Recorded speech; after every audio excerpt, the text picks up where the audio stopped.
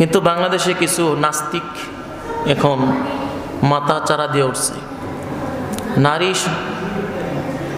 সংস্কার কমিশন নারীদের বিষয়ে কিছু বিষয় সংস্কার করার জন্য প্রধান উপদেষ্টা ডক্টর ইউনূস সাহেবের কাছে তারা প্রতিবেদন লিখেছে।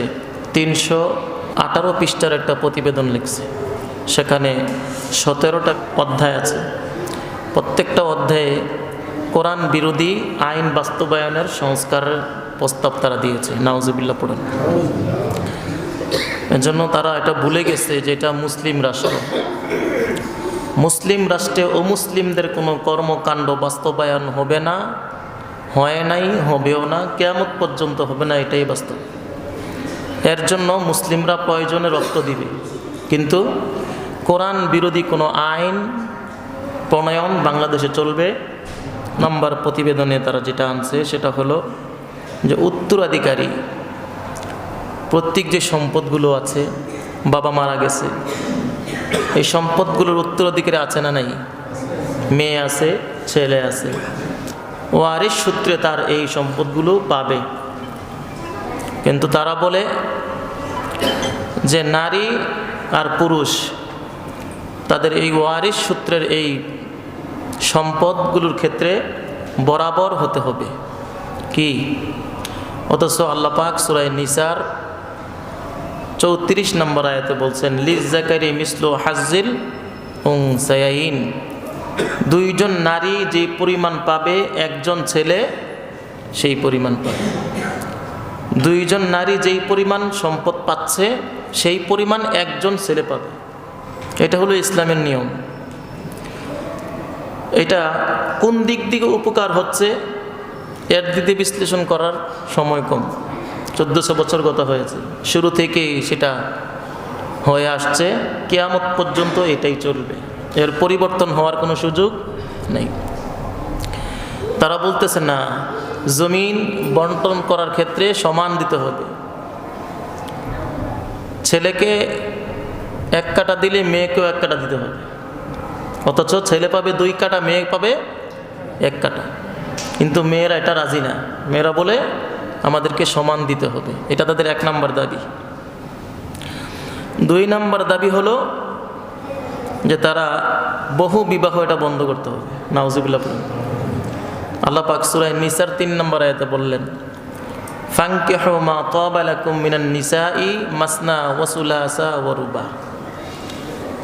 তোমাদের সামর্থ্য থাকলে তোমরা যে নারীদেরকে পছন্দ করো তাদের থেকে 2 জন, 3 জন, 4 জন পর্যন্ত তোমরা কি করতে পারবে?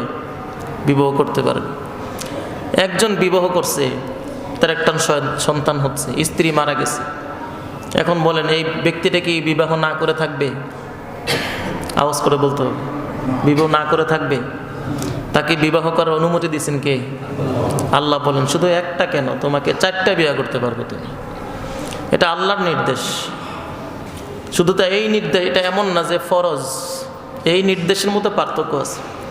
আল্লাহ বলছেন সমর্থ থাকলে তুমি 4টা পর্যন্ত করতে পারবে। এটা বাধ্যবাধকতা না তো তুমি 4টা করতে হবে, এটা বলে নাই যে 4টা করতেই হবে, এটা বলেন নাই।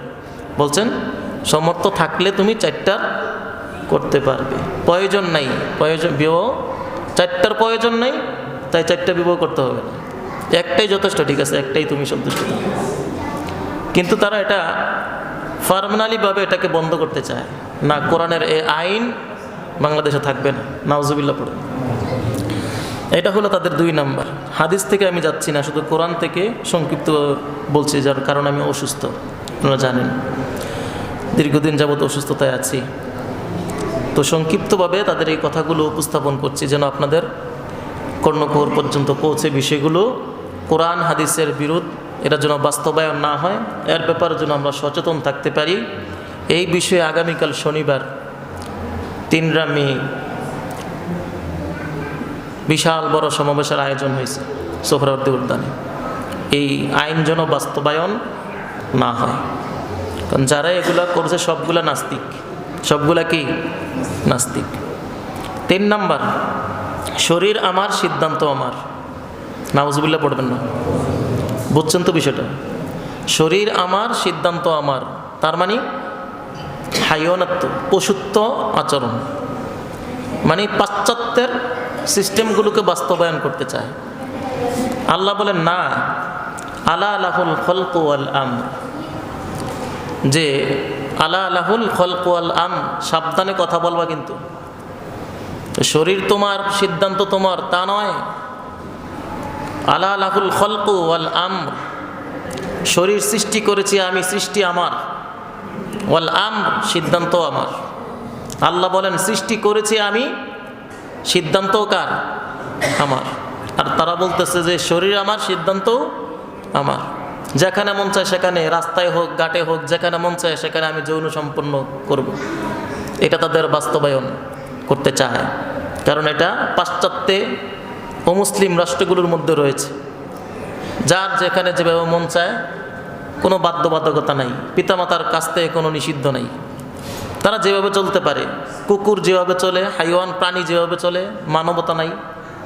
তো এগুলো হতো পশুত্বের কাজ, মানুষের কাজ হতে পারে না। এটা শুধু মুসলমান কেন, এটা মানুষের ক্ষেত্রে এটা। কারণ মানুষকে বুঝতে হবে আমি অন্য অন্য মাখলুকের মতো কিন্তু মাখলুক না, আমি অন্য অন্য প্রাণীদের মতো প্রাণী, আমি তো মানুষ।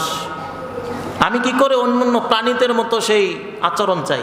আমাকে তো ওই আচরণ দিয়ে বানানো হয় নাই, আমাকে তো কিছু নীতিমালা দিলেন। আমি তো একটা কুকুরের মতো নয় যে আমি বিবস্ত্র হয়ে রাস্তাঘাটে হাঁটাচলা করব। আমি তো মানুষ, আমি কাপড় পরিধান করি, ঠিক কিনা? আমি তো একটা কুকুরের মতো না যে নাপাক খেয়ে ফেলবো, আমি তো ভালো খাবার খাই। আমি তো মানুষ, আমার তো একটা পরিচয় আছে। কিন্তু তারা বলে না, শরীর আমার, সিদ্ধান্ত আমার। প্রয়োজনে রাস্তায় ময়লা থাকলেও এটা আমি খাবো, সমস্যা নেই। তার মানে সে পশুত্ব গ্রহণ করতে চায়। এটাই হলো একটা বর্বর রীতিতে তারা পা বাড়াচ্ছে। শুধু তারাই নয়, বরং জাতিকে একটা খারাপ পরিবেশে রেখে যাওয়ার সিদ্ধান্ত তারা নিচ্ছে। এজন্য প্রতিবাদ আছে না নাই? এজন্য আল্লাহ বলতেছেন ইনিল হুকমু ইল্লা লিল্লাহ। কারণ সব কিছু ফয়সালার অধিকার রাখে কে? সব ফয়সালা দিবেন কে? আল্লাহ। আমি মানুষ বানাইছি, মানুষ কি করে চলবে, মানুষের রীতিনীতি কেমন হবে, মানুষের চরিত্র কেমন হবে, এটা নির্ধারণ করছেন কে? একটা কুকুরের চরিত্র কি হবে, তার চলাফেরা কেমন হবে, নির্ধারণ করছেন কে? একটা মানুষ কুকুরের চরিত্র যেতে পারে, এটা কুকুর মানুষের চরিত্র যেতে পারে। আপনি যদি এটাকে স্বর্ণরূপার পানি দিয়েও দৌত করেন, তারপরে সে মানুষের চরিত্রে আসতে পারবে? তা আমি মানুষ কি করে একজন কুকুরের চরিত্রে চলে যেতে চাই? আল্লাহ আমাদের বুঝার তৌফিক দান করুন। আল্লাহ বলেন ওয়ামাল্লাম ইয়াহকুম বিমা আনজালাল্লাহ ফাউলাইকা হুমুল কাফিরুন। আমার পক্ষ থেকে যেই সিদ্ধান্তগুলো আমি দিলাম, আলা লাহুল খলকু ওয়াল আমর ইনিল হুকমু ইল্লা লিল্লাহ, সব কিছু যেহেতু আমার কাছ থেকে, আমার বিধানগুলো আমার কাছ থেকে যেগুলো নাজিল হয়েছে, এগুলোকে যারা অবজ্ঞা করবে, এগুলোকে যারা উপেক্ষা করবে, তারা কি হবে? কাফের হয়ে যাবে। তার মানে যারা এই প্রতিবেদন লিখেছে, নিঃসন্দেহে কোরআন হাদিসের সাথে যেহেতু সাংঘর্ষিক, কোরআন হাদিসের বিরুদ্ধে, নিঃসন্দেহে তারা নাস্তিক আর কাফের, ঠিক কিনা? আল্লাহ কি বলছেন? ওয়ামাল্লাম ইয়াহকুম বিমা আনজালাল্লাহ, যারা আমার এই বিধানকে মানে না, আমার এই সিদ্ধান্তকে মানে না, ফাউলাইকা হুমুল কাফিরুন, তারা কাফের, সুস্পষ্ট কথা। তারা মুসলমান হওয়ার সুযোগ রাখে?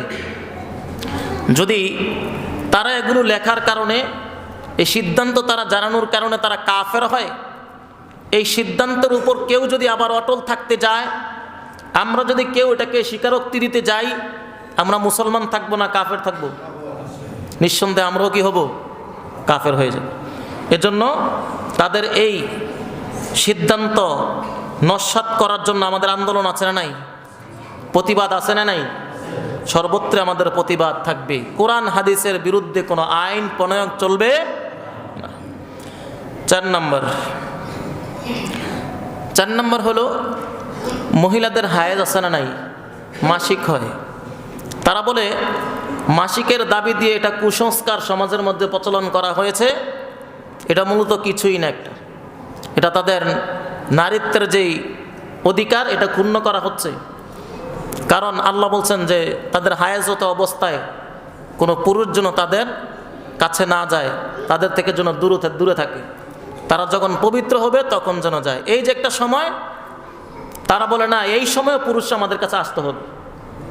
নাউজুবিল্লাহ পড়েন। আল্লাহ বলেন ইয়াসআলুনাকা আনিল মাহিদ, নবী আপনি, আপনার কাছে তারা প্রশ্ন করতেছে আনিল মাহিদ, হায়েজ সম্পর্কে।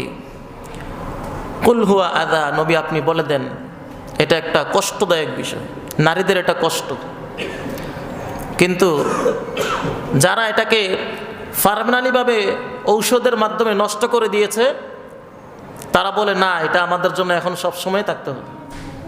নাউজুবিল্লাহ পড়েন। তো ফাতাজিলুন নিসা ফিল মাহিদ, এই অবস্থায় যেন পুরুষরা তাদের থেকে দূরে থাকে।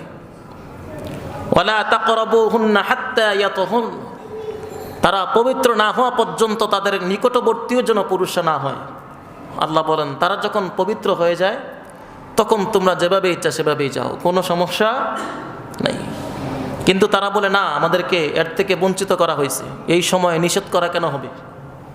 নাউজুবিল্লাহ পড়েন। যে কোরআন হাদিস বিরোধী তারা যেটা চাইতেছে, এটা মানব জাতিকে পশুত্বে পরিণত করতে চায়, ঠিক কিনা? কোরআন হাদিসের বিরুদ্ধে কোনো কাজ মুসলমান করতে পারবে, এটা আমরা কোরআন হাদিস অনুপাতে চলি আর না চলি, একটা জিনিস এটা হারাম, এটা হারাম মনে করে খাওয়া এটা গুনাহের কাজ। যেমন সুদ খাওয়া, এটা কি হারাম? আওয়াজ করে বলতে হবে সুদ খাওয়া কি? সুদ খাওয়া হারাম। কিন্তু সুদ হারাম এটা মনে করে কেউ কি করছে? সুদ খাইছে, এটা কি হবে? গুনাহ হবে। এটার জন্য আল্লাহর কাছে ক্ষমা চাইলে কি হবে? ক্ষমার আশা রাখা যায়। কিন্তু কেউ যদি মনে করে সুদ খাওয়া হালাল, এটা হারাম না, এটা অন্যায় না, সুদটাকে হালাল বলে যদি কেউ এটাকে বক্ষণ করে, সে এটা গুনাহ করবে না, বরং সে কাফের হয়ে যাবে। কি হবে? তার মানে সুদের বিধানকে সে কি করছে? অস্বীকার করছে। বুঝতে পারছি তো ইনশাল্লাহ? কোনো হারাম বিষয়কে হালাল মনে করে খাওয়া এটা কুফরি, সে কাফের হয়ে যাবে। হারামকে হারাম বলে খাওয়া এটা গুনাহের কাজ, গুনাহ হয়েছে, সে জানে এটা আসলে কি হারাম, হারামকে হারাম হিসাবে সে কি করছে? মেনে নিছে এবং গুনাহ করছে। আল্লাহর কাছে ক্ষমা চাইছে, আল্লাহ ভুল করছি, ক্ষমা করে দাও। ক্ষমা করবেন কে? কিন্তু যদি মনে করে না এটা হালাল, ক্ষমা আছে, কাফের হয়ে যাবে, তাকে মুরতাদ মনে হবে। যদি কোনো মুসলমান কুফরি করে ফেলে, সে মুরতাদ হয়ে যাবে। 5 নাম্বার হলো ট্রান্সজেন্ডারের কথা বলা হয়েছে। কি গত কয়েক বছর আগে তো ট্রান্সজেন্ডার নিয়ে অনেক আলোচনা হয়েছে, ঠিক না? ওরা কিন্তু আগে এটা চাইছে, এটা ঘুরে পেছে আবার ট্রান্সজেন্ডারকে বাস্তবায়ন করতে চায়। আল্লাহ বলতেছেন শয়তান তোমাদেরকে কি বলে জানো? ওয়ালা আমুরান্নাহুম ফালা ইউগাইয়িরুন্না খালকাল্লাহ, শয়তান বলে আমি তাদেরকে নির্দেশ করব, আমি অবশ্যই তাদেরকে কি করব? নির্দেশ করব যে ফালা ইউগাইয়িরুন্না খালকাল্লাহ, ফলে তারা কি করবে? আল্লাহর সৃষ্টিকে পরিবর্তন করে ফেলবে। শয়তান যে বলবে তুমি বলো না আজকে থেকে যে আমি একজন মেয়ে, হ্যাঁ, রাস্তায় একটা বড় সুন্দরী একজন নারী দেখছে, এবার তার কাছে যে বলতেছে দেখো আমি আজকে কিন্তু পুরুষ না, এখন আমি আজকের জন্য 24 ঘন্টার জন্য নারী, তোমার সাথে কি একটু যাওয়া যায়? শয়তান বলতেছে। শয়তান এসে তাকে ধোঁকা দিল, এবার সে নারীটাকে বলতেছে যে আমি এখন থেকে একজন নারী। নাউজুবিল্লাহ পড়েন।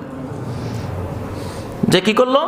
ফালা ইউগাইয়িরুন্না খালকাল্লাহ, আল্লাহর সৃষ্টিকে পরিবর্তন যে অস্বীকার করলো, যে সে যে একজন পুরুষ, সে পুরুষকে অস্বীকার করে সে নারী স্বীকৃতি দিছে।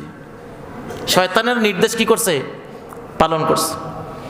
এই যে সৃষ্টি পরিবর্তন করা অথবা বিশেষ অঙ্গ কর্তন করে নারীকে পুরুষ, পুরুষকে নারী বানিয়ে দেওয়া, আছে না নাই?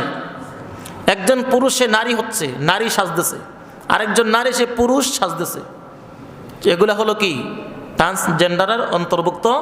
আল্লাহ বলেন ওয়ামান ইয়াত্তাখিদিশ শাইতানা ওয়ালিয়্যাম মিন দুনিল্লাহ, যারা আল্লাহকে বাদ দিয়ে শয়তানকে বন্ধুরূপে গ্রহণ করে নেয়, ফাকাদ খাসিরা খুসরানাম মুবিনা, সে সুস্পষ্ট ক্ষতিগ্রস্ত ব্যক্তিদের অন্তর্ভুক্ত হয়ে যাবে। সুস্পষ্ট ক্ষতিগ্রস্ত ব্যক্তি হিসাবে সে পতিত হবে। এজন্য ট্রান্সজেন্ডার এটা কোরআন বিরোধী আইন। 6 নাম্বার নারী পুরুষের সমান অধিকার, নারী পুরুষের কি সমান অধিকার। এই সমান অধিকার নিয়ে অনেক আগের থেকে এটা উঠছে, কিন্তু এখন এটা পার্মানেন্টভাবে তার সংস্কারের ক্ষেত্রে এটা নিয়ে আসছে, যে সরকারকে বাধ্য করতেছে আপনি সংস্কার করেন, এগুলো আপনি বাস্তবায়ন করে চলে যান। যে নারী পুরুষের সমান অধিকার তারা চাচ্ছে। নারী পুরুষের সমান অধিকার মানে হলো পৃথিবীকে ধ্বংস করে দেওয়া, ঠিক কিনা? নারী পুরুষ এটা মানুষের প্রত্যক্ষ এবং পরোক্ষ দুই দিক থেকে, সর্বদিক থেকে তারা কি বিশাল বড় একটা পার্থক্যের কি মধ্যে রয়েছে। এই বিশাল বড় পার্থক্যকে যদি এক পার্থক্যের মধ্যে নিয়ে আসে, এক জায়গায় নিয়ে আসে, কোনো পার্থক্য এর মধ্যে খুঁজে না পাওয়া যায়, তার মানে একজন দৃষ্টি শক্তি ব্যক্তি সে অদৃশ্য ব্যক্তির মতো হয়ে গেল, অন্ধ ব্যক্তির মতো হয়ে গেল। একজন নারী আর পুরুষকে দেখলে চিনা যায় না। তো সমান অধিকার মানে কি? নারী আর পুরুষের মধ্যে কোনো পার্থক্য নাই। নারী যা করতে পারবে পুরুষও তা করতে পারবে। যদি নারী আর পুরুষের মধ্যে সমান অধিকার এসে যায়, তাহলে মুসল্লি আর ইমামের মধ্যেও সমান অধিকার আসবে, নেতা আর কর্মীর মধ্যে সমান অধিকার আসবে, জনগণ আর পুলিশের মাঝে সমান অধিকার আসবে। চোর বলবে পুলিশ তুমি কে, আমি চুরি করব, সমান অধিকার। তুমি যেমনিভাবে রাষ্ট্রের একজন ব্যক্তি, আমিও এই রাষ্ট্রের একজন মানুষ, তুমিও মানুষ, আমিও মানুষ, তুমিও রাষ্ট্রের একজন নাগরিক, আমি একজন নাগরিক, আমি চুরি করব, তোমার কি? সমান অধিকার বুঝেন? সমান অধিকার, নারী পুরুষের সমান অধিকার মানে হলো পৃথিবীর সকল বৈষম্যকে তারা কুরবানি দেওয়া, ঠিক কিনা? সব জায়গায় অস্তিত্বশীল সৃষ্টি করবে, সব জায়গায় যে তখন পড়বে রাষ্ট্রের মধ্যে আছে সমান অধিকার। পুলিশ তুমি কে, আমি চুরি করব, আমি এখানে দাঁড়ায় দাঁড়ায় একজনকে হত্যা করব, তুমি আমাকে ধরার কে? সমান অধিকার। তুমি একজন এই রাষ্ট্রের মানুষ, আমি একজন মানুষ, আমি একজন নাগরিক, তুমি নাগরিক, সমান অধিকার সরকার দিয়েছে, আইন আছে, তুমি আমাকে ধরার কে? ঠিক কিনা? এখানে সমান অধিকার মানে শুধু নারী আর পুরুষের মাঝে না। একজন বাবা হুজুর ছিলেন, তিনি বলতেন সমান অধিকারের ব্যাপারে একটা উদাহরণ দিয়েছিলেন, যে রিক্সার টায়ার আছে না, চাক্কা আছে না, এই চাকার ভিতরে কি থাকে? টিউব থাকে। টিউবকে যদি বাহিরে দেওয়া হয় আর টায়ারকে যদি ভিতরে দেওয়া হয়, রিক্সা চলবে? যেমনিভাবে টিউবকে বাহিরে আনা যায় না, টিউব এটা চাক্কার ভিতরে থাকার জিনিস, নারী এটা পর্দায় থাকার জিনিস, পুরুষের স্থানে আসতে পারবে না। টিউব যেমনিভাবে চাকার স্থানে আসতে পারে না, নারীও পুরুষের স্থানে আসতে পারে না, ঠিক কিনা? এটা উদাহরণ দিয়েছেন অলিপুর হিসাবে, একটা উদাহরণ দিয়েছেন। শীতের রজনী, বাহিরে যাবে, অন্ধকার রজনী, ভয় পাচ্ছে, স্বামী স্ত্রীকে বলল যে বৃষ্টি পড়তেছে, কি করা? রাতের বেলা অন্ধকার, পেশাব ধরছে। স্বামী বলছে আমারও পেশাবে ধরছে, এখন কি করা যায়? বাহিরে যাওয়ার সুযোগ নাই, গ্রাম অঞ্চলে টয়লেট থাকে অনেক দূরে, শহরের মধ্যে না বাসার ভেতরেই টয়লেট বাথরুম একসাথে, কিন্তু গ্রাম অঞ্চলে কি থাকে? সব কিছু পৃথক পৃথক, দূরত্ব থাকে, ঘর থেকে বের হয়ে যেতে হয়। স্ত্রী বলে বাহির যাওয়ার দরকার নেই, তুমি বসো, তোমার কাঁধে বসে আমি জানাজা ছেড়ে দেব।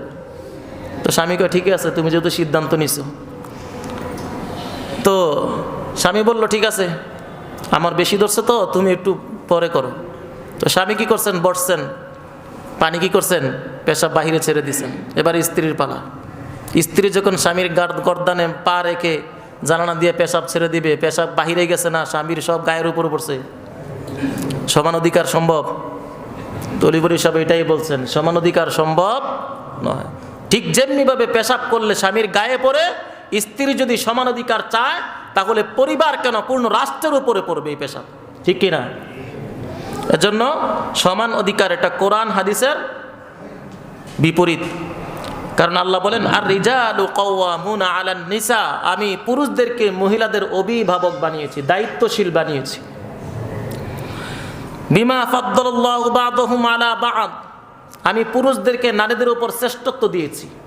এখন এই শ্রেষ্ঠত্ব যদি নারীরা কেড়ে নিতে চায়, আল্লাহর সিস্টেমকে, আল্লাহর নির্ধারিত বিধানকে, আল্লাহর দেওয়া এই সিস্টেমকে তারা পরিবর্তন করতে চায়, মানে আল্লাহটা তাদের কাছে পছন্দ হয় না। এজন্য 6 নম্বর। 7 নম্বর হলো পালক সন্তান। অনেকে সন্তান নাই, পালক সন্তান এসে কী করে? দত্তক সন্তান এসে পালন করে।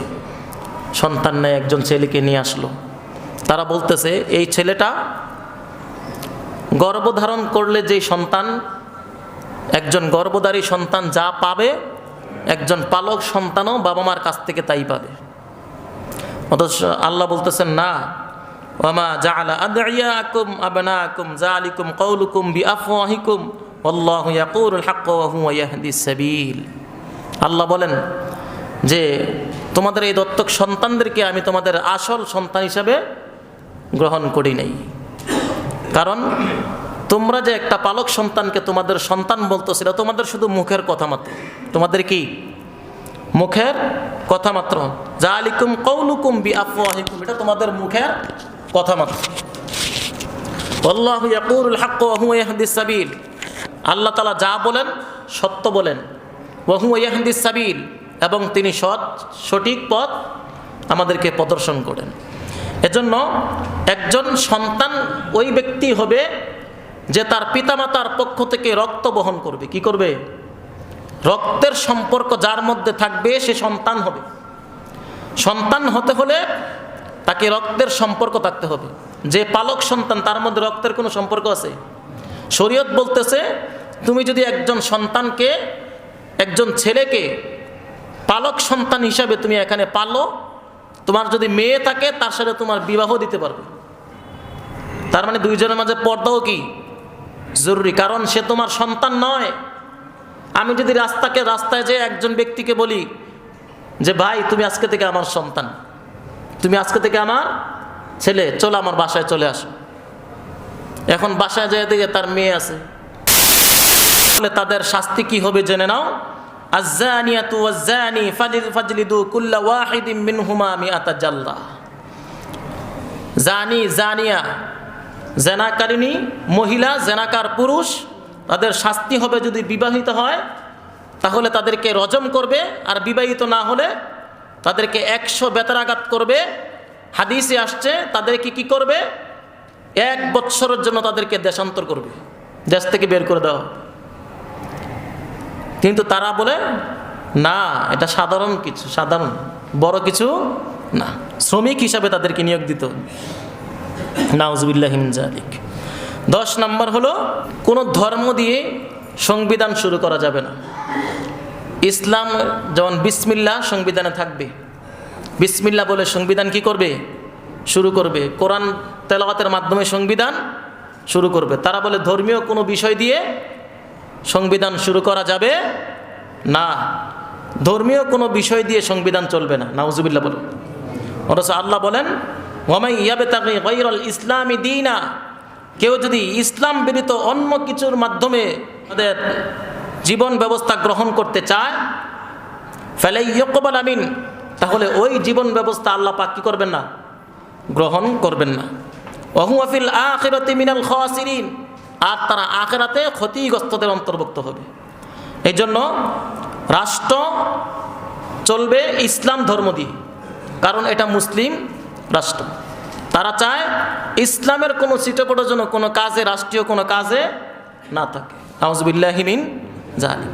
এই যে বিষয়গুলো বললাম 10টা বিষয়, বলেন এগুলোর সাথে ইসলামের কোনো সম্পর্ক আছে? সবগুলো কোরআন হাদিসের বিরুদ্ধে কথা। আমি শুধু কোরআনের আয়াত করে বললাম, হাদিসগুলো বললাম না, সময় কম এই জন্য। এই যে কাজগুলো তারা করতেছে, তারা এটা বাস্তবায়নের জন্য 318 পৃষ্ঠার একটা প্রতিবেদন তারা উপদেষ্টার কাছে জমা দিছে। এটা বাস্তবায়ন করার জন্য প্রতিশ্রুত হচ্ছে, মানে অল্প সময় এটা বাস্তবায়ন করার জন্য চেষ্টা করবে, যেভাবে তারা ছবি পোস্ট করছে। সবগুলোই নাস্তিক, সবগুলোই কি নারী। তো আমরা এটা বাংলার কোনো মুসলমান এটা কোনোভাবেই মেনে নিতে পারবো? আমরা আমাদের রাষ্ট্রকে হাইওয়ান, জানোয়ারের রাষ্ট্র হিসাবে চাই, আমাদের পরিবারকে জানোয়ারের পরিবার হিসাবে গ্রহণ করতে চাই। আমাদের দেশ, আমাদের রাষ্ট্র, আমাদের পরিবার, আমাদের সমাজ ইসলাম দিয়ে চলবে, ঠিক কিনা? ইসলাম বিরোধী কোনো আইন বাংলাদেশে বাস্তবায়ন হতে দেওয়া যাবে। প্রয়োজনে নিজের জান কুরবান করব, ইসলাম বিরোধী কোনো আইন বাংলাদেশে বাস্তবায়ন হতে দেওয়া যাবে। এজন্য এটার বিরোধিতা করার জন্য, প্রতিবাদ জানানোর জন্য আগামীকাল শনিবার সোহরাওয়ার্দী উদ্যানে গণমিছিল হবে এবং সমাবেশ হবে। কোনোভাবেই যেন তাদের এই প্রতিবেদন একটাও যেন বাংলাদেশে বাস্তবায়ন না হয়, সংবিধানে বাস্তবায়ন না হয়। সেখানে তারা প্রতিবাদ জানাবে, আমরা সবাই সেখানে অংশগ্রহণ করব। বাংলাদেশের সকল ওলামায়ে কেরাম ধর্ম বর্ম নির্বিশেষে এই হাইয়নাত্য যেন এই দেশে কোনো পশ্চিমাদের কোনো রীতি যেন বাংলাদেশে বাস্তবায়ন না হয়, এই জন্য সবাই সেখানে ঐক্যবদ্ধ হয়ে একত্রিত হবে। আর তাদের এই প্রতিবেদন বাস্তবায়ন হতে দেওয়া যাবে